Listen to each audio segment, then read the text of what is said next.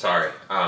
Taking a history class on the 20th century's most influential people. So it's been about 9 years since I made a video about Aaron Rodgers. 6 touchdowns, a Packers record for Aaron Rodgers.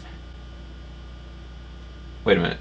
That's Matt Flynn setting the Packers record for yards and touchdowns in a game in his only start of the season. Aaron Rodgers is the most overrated quarterback in NFL history. Just to give an idea of how he is viewed differently from other quarterbacks, 2009, Peyton Manning leads the Indianapolis Colts to a 14-0 start. They reach the Super Bowl and they lose to the Saints. Conclusion, Peyton Manning shows up small in big games. 2011, Aaron Rodgers leads the Packers to a 15-1 record, and all the way to the very first game of the playoffs in the divisional round, gets killed by Eli Manning and the 9-7 New York Giants. You can't spell elite without Eli, and you can't spell Aaron without Nora, which is a girl's name. Conclusion, Green Bay gives Aaron Rodgers nothing to work with. Wide open but overthrown is Jennings. And Aaron Rodgers missed one there. 2012, Peyton Manning leads the Broncos to a 13-3 record. The Broncos' first playoff game, Denver's defense implodes at the end of regulation. Conclusion, Peyton Manning shows up small in big games. Manning with 2 timeouts, going to take a knee. Crowd doesn't like it, but they're going to take their chances in overtime. 2013, Peyton Manning leads the Broncos to a 13-3 record, all the way to the Super Bowl, where the Broncos get killed by the Seahawks. Conclusion, Peyton Manning shows up small in big games. 2014, Aaron Rodgers leads the Green Bay Packers to a 13-3 record, all the way to the NFC Championship game, where Aaron Rodgers leads the Packers to exactly 1 touchdown for the whole game. Seattle comes back from a deficit and wins in overtime. Conclusion, Green Bay gives Aaron Rodgers nothing to work with. 2019, Aaron Rodgers leads the Green Bay Packers to a 13-3 record, all the way to the NFC Championship game. Aaron Rodgers leads the Packers to exactly 0 first half points. Conclusion, Green Bay gives Aaron Rodgers nothing to work with. 2020, Aaron Rodgers leads Green Bay to a 13-3 record, all the way to the NFC Championship game. In the fourth quarter, Aaron Rodgers has 3 chances to tie the game. First 2 possessions, he goes 3 and out. And the third possession, he drives him down the field, and on third down, could walk into the end zone, but decides to throw an incomplete pass instead. Conclusion, Green Bay gives Aaron Rodgers nothing to work with. The point here is it's never Aaron Rodgers' fault, right? I'm so sick of this. It's always everyone else's fault. Every quarterback loses big games.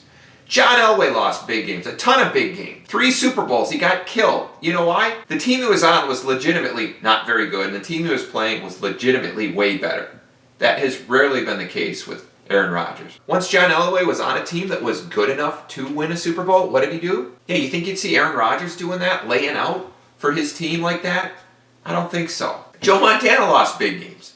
1987 playoffs against the Vikings. 1990 against the Giants. But also, there were games that the 49ers could have lost where they ended up winning because of him. That Super Bowl against Cincinnati where he led that drive at the end. If Aaron Rodgers was at the Super Bowl, I don't think he'd be like, hey, it's John Candy. He'd be like, hey, Richard Simmons. Tom Brady's lost big games. A lot of them. They went 16-0 and didn't win the Super Bowl. Tom Brady lost at home in the playoffs to Mark Sanchez. He's lost 3 Super Bowls, right? But he's always there, and he almost always puts up a good effort. And all I've heard, living in New England for 20 years, was how the Patriots never give Tom Brady anything to work with.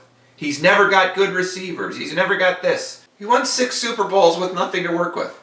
I have absolutely nothing to wear. You got 6 closets full of nothing to wear. Really, what you look for is how they celebrate a score. John Elway, fist pump. Joe Montana, fist pump. Tom Brady, fist pump. Aaron Rodgers, some effeminate putting on a belt thing.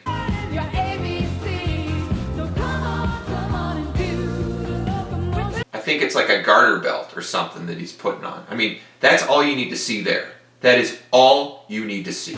Aaron Rodgers' offensive line is allowed to hold on every play. Give me a break. Nothing to work with. His O-line holds on every play. You can commit 3 penalties on 1 play against Eli Manning, take more than 1 step before hitting him, spear him with your helmet, and also make helmet-to-helmet contact. So that's kind of nice for the Packers. It's also not a fluke when these great players win big games. Like when the Broncos won those 2 Super Bowls, it wasn't a fluke. 49ers winning those Super Bowls, it wasn't a fluke. Patriots winning those Super Bowls, wasn't a fluke. Green Bay winning the Super Bowl in 2010, fluke. Nobody expected Green Bay to win. Aaron Rodgers cannot win when the expectations are high. He just shows up small in those big moments. I mean, they went 15-1 in 2011, missing throws left and right in that game. Even before that, 2009, he could have beat Arizona in the playoffs, but he missed a wide open Greg Jennings there too. He's just never been the guy in the playoffs, except in 2010 when he beat Caleb Haney in the NFC Championship game. Way to go. A lot of it is just total lack of leadership. Like, he's just a terrible leader. A guy on his team drops a pass, his body language, everything is so bad. But nobody else drops passes, right? Only Packers receivers drop passes. Like, none of Tom Brady's receivers dropped any passes in that NFC Championship game, right? He is kind of like Val Kilmer, though, now that I think about it. Just because Val Kilmer is like the biggest, I think, douche in the history of movies. Gee, that's a shame, Martin. Have you tried one of these? Well, thanks. I'll give it a whirl. Like, I think the director of one of his movies was basically like, said he'd basically kill himself rather than work with Val Kilmer ever again. And Val Kilmer got so overrated in the 90s that he was Batman. It's like, how is Val Kilmer Batman? He was like 4th or 5th build guy in Top Gun. A guy who somehow got a reputation as being this great performer who just isn't, and everybody hates. Or maybe he's more like Kip Winger. Val Kilmer, Kip Winger, are they the same person? Kip Winger's, he was, you know, this band Winger in the 80s and 90s. Just this terrible, terrible hair metal band. Terrible. Terrible. But they had like a couple like hit records and a couple of hit songs. She's only 17.